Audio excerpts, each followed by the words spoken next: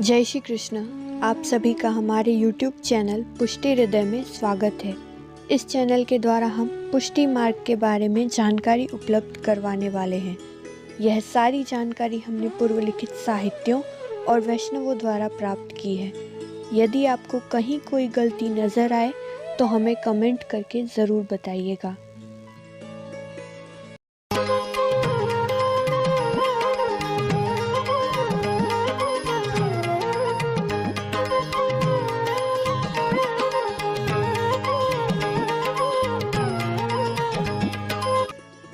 जैसा कि पिछली वीडियो में हमने जाना था कि मेवाड़ में युद्ध की स्थिति उत्पन्न होने से प्रभु श्रीनाथ जी की सुरक्षा हेतु उन्हें उदयपुर पधराया गया। इसके आगे का प्रसंग इस प्रकार से है। उदयपुर उस समय मेवाड़ की राजधानी थी। भारत के वैभवशाली नगरों में से एक थी और चारों ओर सुंदर जलाशय, हरे भरे उपवन थे। नगर की संपन्नता का पता वहाँ के बड़े बड़े बाजारों, अन्न के गोदामों, घी तेल के कुंड, सभा भवन आदि को देखकर ही लगता था। जैसे ही प्रभु श्रीनाथ जी के शुभ आगमन की चर्चा नगर में हुई, वैसे ही नगर के राजा प्रसादों के शिखर पर झंडियाँ फहराई गई। घरों की साफ सफाई होने लगी। घरों के मुख्य द्वारों की साज सज्जा की गई और नगर में आनंद का माहौल था। नगर के लोग उत्सव के समान तैयारियां करने लगे। राजमार्गों को सजाया गया और स्त्री पुरुष सज धज कर प्रभु के स्वागत के लिए व्याकुल हो रहे थे। वह दृश्य मानो इस प्रकार से था जैसे किसी बड़े महोत्सव का आयोजन किया गया हो। महाराणा भीम सिंह जी प्रभु के स्वागत हेतु नगर के मुख्य द्वार पर थे। शोभा यात्रा में अश्वों पर नगाड़े बज रहे थे। उनके पीछे कई हाथी थे और घोड़े सजे हुए थे। अनेक शस्त्रधारी योद्धा कदम ताल करते हुए चल रहे थे। कई वाद्य यंत्र बज रहे थे। इसके पश्चात मंदिर के कर्मचारी, छड़ीदार जी एवं गोस्वामी बालक थे। गिरधर जी महाराज के मुख पर एक दिव्य चमक थी और गोस्वामी बालकों के साथ प्रभु श्रीनाथ जी का रथ चल रहा था एवं साथ में कई सेवक थे। प्रभु का रथ नगर के समीप आते ही जय जयकार की ध्वनि से सारा नगर गूंज उठा था और प्रभु के साथ नाथद्वारा के नगरवासी भी थे और अनेक बैलगाड़ियों पर सामान लदा हुआ था। शोभा यात्रा के अंत में महाराणा के सेवक थे जो कि प्रभु की रक्षा हेतु साथ में चल रहे थे। वह दृश्य अलौकिक था जब सड़कों पर, घरों की छतों पर प्रभु के दर्शन हेतु लोगों की भीड़ थी। प्रभु का रथ समीप पहुंचते ही मेवाड़ की महारानियों ने प्रभु का स्वागत किया। वे स्वयं भी आभूषणों और नवीन वस्त्रों से सुसज्जित थी। प्रभु के रथ पर लोग मुट्ठी भर के मुद्राएं और सोने चांदी के पुष्पों की वर्षा कर रहे थे। इस प्रकार धीरे धीरे प्रभु की सवारी मंदिर तक पहुंची। बड़ी धूमधाम से रथ की आरती उतार कर नगर में प्रभु का स्वागत हुआ था और प्रभु के दर्शन करवाए गए। नगरवासी प्रभु के दर्शन करके बहुत ही खुश हुए थे। उदयपुर में भी नाथद्वारा के समान ही मंदिर बनवाया गया और वहीं पर प्रभु विराजे और साथ में नवनीत प्रिय जी भी विराजे, किंतु प्रभु विठलेश राय जी अपने अलग मंदिर में विराजे।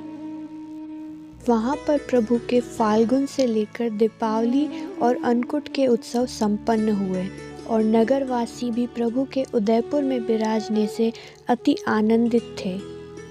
किंतु सिंधिया की सेना धीरे धीरे वहाँ पर भी आ पहुँची। महाराणा ने उसे पुनः लौट जाने और उदयपुर को किसी प्रकार की क्षति नहीं पहुँचाने हेतु कर के रूप में अमूल्य हीरे, जवाहरात, आभूषण और 3 लाख रुपए भी दिए, किंतु उसने मेवाड़ की प्रजाओं को लूटना प्रारंभ कर दिया। और इस स्थिति को देखते हुए महाराणा के शूरवीर योद्धाओं ने उसके साथ युद्ध किया और देखते ही देखते स्थिति बड़ी ही विकट हो गई। उदयपुर में श्रीनाथ जी 10 माह और 9 दिन विराजे। तत्पश्चात वहाँ की परिस्थिति को देखते हुए प्रभु पुनः घसियार पधारे तब तक घसियार में भी नाथद्वारा के समान ही मंदिर निर्माण पूर्ण हो चुका था और एक सुदृढ़ दुर्गनुमा मंदिर तैयार था। घसियार एक सुंदर पर्वतीय स्थल था एवं इसके आसपास सघन वन थे, किंतु यह सुरक्षा की दृष्टि से उपयुक्त था क्योंकि यकायक किसी का भी इस स्थान पर पहुंचना सहज नहीं था। प्रभु भी उदयपुर से घसियार पधारे और यहीं पर विराजमान हुए।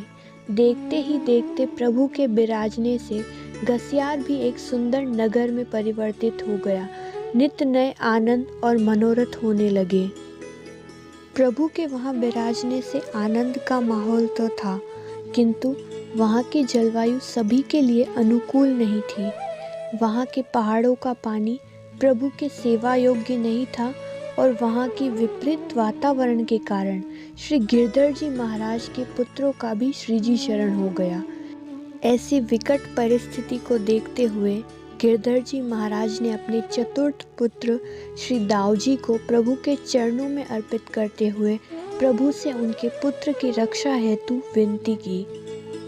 तब प्रभु ने भी दाऊजी को स्वीकार करते हुए वर दिया और इसके साथ ही पुनः नाथद्वारा पधारने की आज्ञा दी। इस प्रकार 1 वर्ष के करीब उदयपुर और 5 वर्षों तक घसियार विराजने के पश्चात विक्रम संवत 1864 में प्रभु श्रीनाथ जी अपने दल बल सहित हल्दी घाटी के अरण्य मार्ग से खमनोर होते हुए नाथद्वारा पहुँचे। नवनीत प्रिय जी प्रभु श्रीनाथ जी के साथ ही पधारे, किंतु विट्ठल नाथ जी प्रभु के साथ नाथद्वारा नहीं पधारे।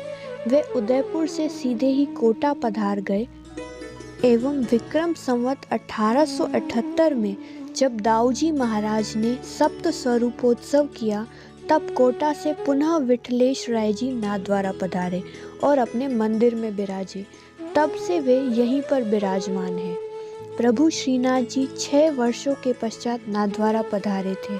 उस समय तक नगर की ऐसी दुर्दशा हो गई कि लोग अपने पुराने घरों तक को नहीं पहचान पाए।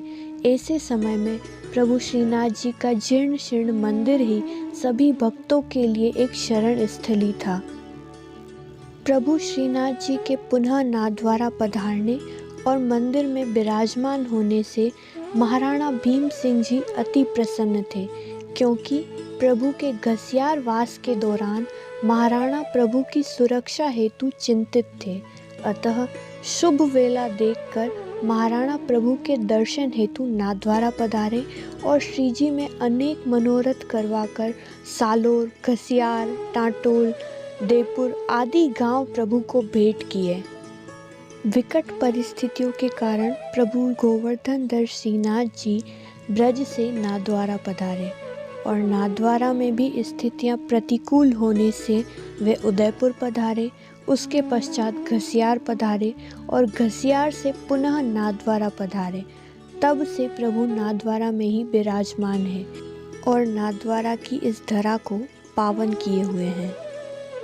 यह वीडियो आपको कैसी लगी हमें कमेंट करके ज़रूर बताइएगा और अपने परिवारजन और मित्रों के साथ भी शेयर कीजिए, जिससे उन्हें भी पुष्टि मार्ग के बारे में जानकारी प्राप्त हो सके।